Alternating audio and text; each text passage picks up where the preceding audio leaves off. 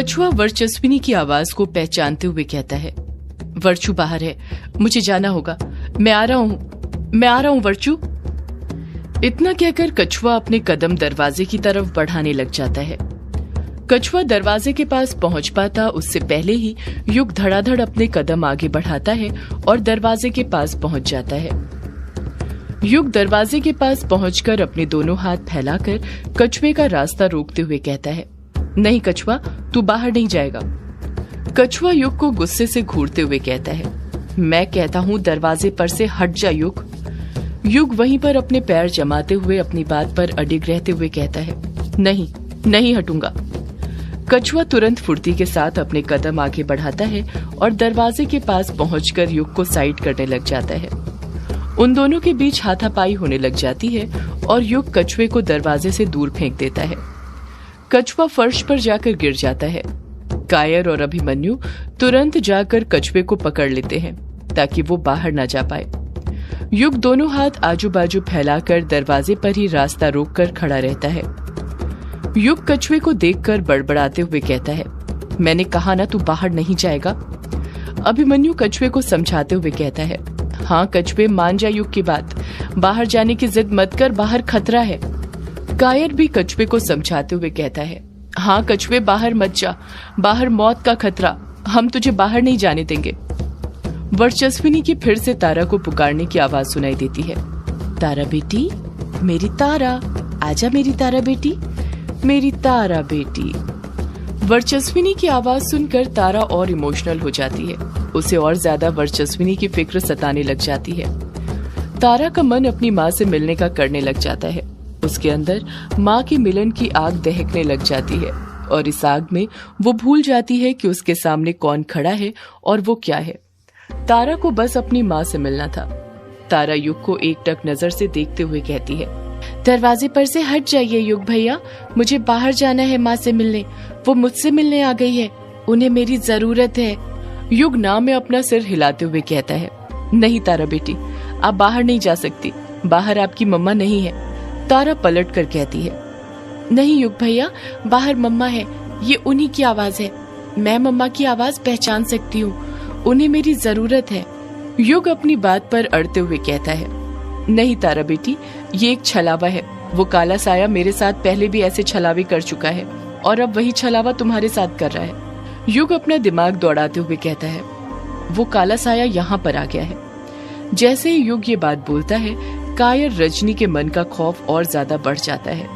युग अपनी बात पूरी करते हुए तारा से कहता है, वो काला साया चाहता है तुम हवेली से बाहर निकलो, इसलिए तुम्हें छलावा दे रहा है, पर मैं ऐसा नहीं होने दूंगा, तुम्हें बाहर नहीं जाने दूंगा, चाहे वो कितने छलावे कर ले, लेकिन इस बार मैं उसके छलावे में किसी को भी नहीं फंसने दूंगा, किसी को भी नहीं। तारा पलटकर कुछ कहती है उससे पहले ही वर्चस्विनी की फिर से तारा को पुकारने की रोती हुई आवाज सुनाई देती है, तारा बेटी, मेरी तारा, आजा बेटी, अपनी माँ से मिलने आजा, मेरी तारा बेटी। इस बार वर्चस्विनी की रोती हुई आवाज सुनकर तारा के मन में वर्चस्विनी की फिक्र और ज्यादा बढ़ जाती है। तारा वर्चस्विनी से मिलने के लिए तड़पने लग जाती है। वो तड़प इतनी बढ़ जाती है कि वो युग को गुस्से से घूरते हुए आक्रोश के साथ कहती है, दरवाजे पर से हट जाओ युग भैया। तारा का गुस्सा देखकर सिर्फ युग नहीं, वहाँ पर मौजूद सभी लोग हैरान रह जाते हैं, ये सोचकर कि अचानक से तारा को इतना गुस्सा कैसे आ गया। उनमें से किसी ने कभी भी तारा को कभी गुस्सा करते हुए नहीं देखा था। युग पर तारा के गुस्से का भी कुछ असर नहीं होता है। वो अपनी बात पर अडिग रहते हुए कहता है, नहीं तारा, मैंने कहा ना तुम बाहर नहीं जा सकती, तुम क्या, कोई भी बाहर नहीं जा सकता। तारा युग को घूरते हुए कहती है, मैंने कहा मुझे बाहर जाना है। युग ना में अपना सिर हिलाते हुए कहता है, नहीं तारा। जब तारा के बार बार कहने पर भी युग दरवाजे पर से नहीं हटता है तो तारा के अंदर का गुस्सा और ज्यादा बढ़ जाता है। वो गुस्सा इतना ज्यादा बढ़ जाता है कि तारा बड़े छोटे सब चीज का लिहाज भूल जाती है। तारा युग को गुस्से से घूरते हुए अपना सीधा हाथ आगे करती है और दूर से ही युग को साइड करने का इशारा करती है। जैसे ही तारा अपने हाथ से राइट साइड इशारा करती है, उसी वक्त युग हवा में तेज रफ्तार के साथ राइट साइड की दीवार से जा टकराता है। युग दीवार से इतनी तेज टकराया था कि दीवार पर दरार पड़ गई थी। बाकी सबके तो समझ ही नहीं आया था कि तारा ने ये कैसे कर दिया था। बिना युग को छुए दरवाजे से दूर कैसे फेंक दिया था। युग समझ गया था कि तारा ने अपनी शक्तियों का प्रयोग किया था। वहां पर मौजूद सभी लोग तारा को देखकर दंग रह गए थे और एकटक नजर से हैरानी के साथ उसी को देखे जा रहे थे। रजनी तारा को देखते हुए मन में सोचने लग जाती है, ये छोटी सी बच्ची तो हमसे भी बड़ी सौदाई निकली। इसने तो बिना कोई मंत्र पढ़े ही युग को एक ही झटके में फेंक दिया। ये बच्ची तो कमाल की है। अमोदिता तारा को देखते हुए मन में सोचती है, ये तारा ने कैसे कर दिया। युग अपने घावों के दर्द को भूलकर फिर से खड़ा हो पाता, उससे पहले ही तारा गुस्से के साथ ही दरवाजे को देखते रहती है और देखते ही देखते दरवाजे के छोटे छोटे टुकड़े होने लग जाते हैं, जैसे उन्हें कोई मशीन से काट रहा हो। 1 सेकंड से भी कम समय में उस दरवाजे के छोटे छोटे टुकड़े हो जाते हैं, जैसे उसका कोई वजूद ही नहीं हो। वो दरवाजा पूरी तरह से चकनाचूर हो जाता है। तारा हवेली से बाहर की तरफ निकलने लग जाती है। युग तारा को लेटे लेटे ही पुकारता है, रुक जाओ तारा। पर तारा युग की बात नहीं मानती है और अगले ही पल हवेली से बाहर निकल जाती है। कुछ मिनट पहले हवेली के अंदर यामिनी ऊपर वाले कमरे में बैठी हुई थी। उसने अपने हाथ में अपना ताज पकड़ा हुआ था। ताज की शक्तियों से नीचे हॉल में क्या बातें हो रही थी उसे सब पता चलते जा रहा था। उसे सारी बातें सुनाई दे रही थी। चैटर्जी उन्हें जो भी बता रहा था उसे ताज की मदद से सब पता चल रहा था कि काले साए ने चैटर्जी और वर्चस्विनी को किस माया जाल में फंसाया था। यामिनी अपने ताज की मदद से नीचे के हॉल की बातें सुनने में लगी ही हुई थी कि तभी उसकी नजर सामने मौजूद खिड़की पर पड़ती है और वो देखती है कि आसमान में काले बादल जमा होने लग गए थे। ऐसा लग रहा था सारे बादल हवेली के पास ही आकर रुक रहे थे, वहीं पर जमा हो रहे थे। वो काले बादल काली शक्तियों के झुंड की तरह लग रहे थे। वो काले बादल हवेली के पास ही मंडराने लग गए थे। यामिनी उन काले बादलों के झुंड को देख ही रही थी कि तभी लाइट चली जाती है और उसके जाते ही उसे भी वर्चस्विनी की तारा को पुकारने की आवाज सुनाई देती है। यामिनी वर्चस्विनी की आवाज को पहचानते हुए खुद से बड़बड़ाती है, ये क्या, ये तो वर्चस्विनी की आवाज है, पर वो यहाँ कैसे हो सकती है। उसे तो उस काले साए ने अपने मायाजाल में फंसाया था, फिर ये आवाज कैसी। इस तरफ हवेली के अंदर ही एक कमरे में जानकी और दिलीप थे। जानकी बेड पर लेटी हुई थी और दिलीप उसके बगल में बैठा हुआ था, उसका ख्याल रख रहा था। तभी उन्हें भी वर्चस्विनी की आवाज सुनाई देने लग जाती है। जानकी दिलीप से डरते हुए कहती है, ये कैसी आवाज थी जी, अब तारा को कौन औरत पुकार रही है, वो भी इतनी रात को। दिलीप भी घबरा जाता है। वो कुछ जवाब नहीं देता है, बस अपनी जगह पर से तुरंत खड़ा हो जाता है। वर्तमान वही वक्त जब तारा ने अपनी शक्तियों से दरवाजा नष्ट कर दिया था और वो हवेली से बाहर निकल गई थी। जब तारा हवेली से बाहर निकलती है तो उसे बाहर निकलते ही वर्चस्विनी दिखाई देती है, जो उससे 20 कदम की दूरी पर खड़ी हुई थी। वर्चस्विनी आंसू भरी आंखों से तारा की तरफ ही देखे जा रही थी। वर्चस्विनी के पीछे इतना अंधेरा था कि उस अंधेरे में कुछ दिखाई नहीं दे रहा था, बस वर्चस्विनी ही नजर आ रही थी, क्योंकि ऐसा लग रहा था जैसे चांद की रोशनी उसी पर पड़ रही थी। हवेली के ऊपर कई सारे काले बादल छाए हुए थे, जिनकी मौजूदगी तारा ने बाहर निकलते ही महसूस कर ली थी, पर उसका ध्यान इस वक्त सिर्फ अपनी माँ पर था, जो उससे दूर खड़ी हुई थी, बेसहारा और थकी हुई लग रही थी। अपनी माँ को इतने दिनों बाद देखने पर तारा की आंखें भी आंसुओं से भर जाती हैं। तारा दूर से ही अपनी माँ को पुकारते हुए कहती है, मम्मा मम्मा। वर्चस्विनी तारा की तरफ देखते हुए कहती है, मेरी बच्ची तारा। जैसे ही वर्चस्विनी ये बात बोलती है, तारा वर्चस्विनी की तरफ दौड़ लगाने लग जाती है। भागते हुए वो वर्चस्विनी के पास जाने लग जाती है। तारा वर्चस्विनी के पास जाती है और झट से उसे गले लगा लेती है। वर्चस्विनी भी तारा को रोते हुए अपनी बाहों में भर लेती है। दोनों माँ बेटी एक दूसरे को देखकर आंसुओं की धारा बहाने लग जाती हैं। दोनों एक दूसरे से लिपट कर फूट फूट कर रोने लग गई थी। वर्चस्विनी तारा से रोते हुए कहती है, मेरी बच्ची तू ठीक तो है। तारा भी रोते हुए ही जवाब देती है, मैं ठीक हूँ मम्मा, बिल्कुल ठीक हूँ, पर आप ठीक नहीं लग रही, आपकी हालत तो बहुत खराब लग रही है। वर्चस्विनी पलट कर कहती है, मैं भी ठीक हूँ बेटा, तुझे देखकर मैं ठीक हो गई हूँ। मैं तुझे अब अपने आप से कभी दूर नहीं जाने दूंगी, एक पल के लिए भी तुझे अपनी नजरों से दूर नहीं करूंगी, हमेशा अपने पास रखूंगी, अपने साथ। इतना कहकर वर्चस्विनी तारा के चेहरे को बार बार चूमने लग जाती है।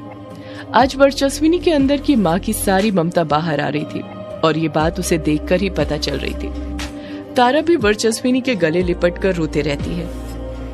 हवेली के अंदर से सबसे पहले कछुआ बाहर निकलता है और जब वो तारा और वर्चस्विनी को गले मिलते हुए देखता है तो उसके कदम हवेली के पास ही अपने आप रुक जाते हैं। उन दोनों को देखकर वो भी भावुक हो गया था। कछुए के पीछे पीछे ही अभिमन्यु, डायना, कायर, रजनी, अमोदिता, वंदना और युग भी बाहर निकलते हैं। पर बाहर निकलते ही उनका भी वही हाल होता है जो इस वक्त कछुए का था। वो सब भी दरवाजे के पास ही रुक जाते हैं। कोई भी वर्चस्विनी और तारा के पास नहीं जाता है। वो पल ही इतना सुहाना था कि कोई भी उन दोनों माँ बेटी को डिस्टर्ब नहीं करना चाहता था। एक दूसरे से जी भर कर गले मिलने देना चाहता था। दिलीप और जानकी भी हवेली से बाहर आ गए थे। युग अपना दिमाग दौड़ाते हुए कहता है, वर्चस्विनी जी तो यहीं पर हैं, फिर वो काला साया कहाँ पर है? चटर्जी के अनुसार अगर उस काले साये ने वर्चस्विनी जी को अपने मायाजाल में फंसाया था तो किसी ना किसी मकसद से तो जरूर फंसाया होगा। वो ऐसे ही कैसे वर्चस्विनी जी को छोड़ सकता है? उसने कुछ तो किया होगा। आखिर अब वो काला साया हमें कौन से नए मायाजाल में फंसाने की सोच रहा है? इतना कहकर युग अपने आसपास काले साये को देखने की कोशिश करने लग जाता है, पर उसे अपने आसपास सिवाय हवेली के ऊपर मंडराते काले बादलों के और आसपास फैले काले अंधेरे के कुछ दिखाई नहीं देता है। युग के हाथ पर जो 4 निशान बने हुए थे उनमें इन्फिनिटी वाले निशान में अपने आप मूवमेंट होने लग गया था। वो फिर से अपनी जगह पर घूमने लग गया था। युग को फिर से गंध आने लग जाती है। युग मन में सोचता है, ये तो वही सड़ी हुई बॉडी की गंध है जो कोठी से आती थी। इसका मतलब वो यही है। वो कहीं दिखाई क्यों नहीं दे रहा? आखिर कहाँ है वो? युग यही सब सोचते हुए अपने आसपास देख रहा था और बाकी सबकी नजर तारा और वर्चस्विनी पर टिकी हुई थी। वर्चस्विनी अभी भी तारा का माथा चूमे जा रही थी, जैसे वो उसे आज अपने आप से दूर ही नहीं करना चाहती हो। कछुआ एकटक नजर से उन दोनों को ही देख रहा था। तभी उसे वर्चस्विनी और तारा के पीछे 2 बिंदु की तरह पीली चीज चमकती हुई दिखाई देती है। जब कछुआ उस चीज को गौर से देखता है तो वो पीले बिंदु की तरह चीज उसे 2 पुतलियों की तरह दिखाई देती है और उन पुतलियों को देखकर उसे काले साये की याद आ जाती है। उसे याद आता है कि ऐसी ही पीली आंखें उस काले साये की भी थी। कछुआ मन ही मन स्वाध्याय का अदृश्यम दृश्यम मंत्र बड़बड़ाता है। जैसे ही उसका मंत्र खत्म होता है वो काला साया जो काले अंधेरे में छुपा हुआ था कछुए को दिखाई देने लग जाता है। कछुआ देखता है कि वो काला साया वर्चस्विनी और तारा से कुछ ही दूरी पर खड़ा हुआ था, जो उन दोनों माँ बेटी को देखकर मुस्कुरा रहा था। वो जाल जो उस काले साये ने बनाया था उसमें वर्चस्विनी और तारा पूरी तरह फंस चुकी हो। वर्चस्विनी और तारा एक दूसरे से लिपटी हुई थी कि उसी वक्त काला साया अपना हाथ आगे बढ़ाता है और उसके हाथ से कांटेदार काली बेलें निकलने लग जाती हैं, जिसमें बड़े बड़े नुकीले कांटे लगे हुए थे।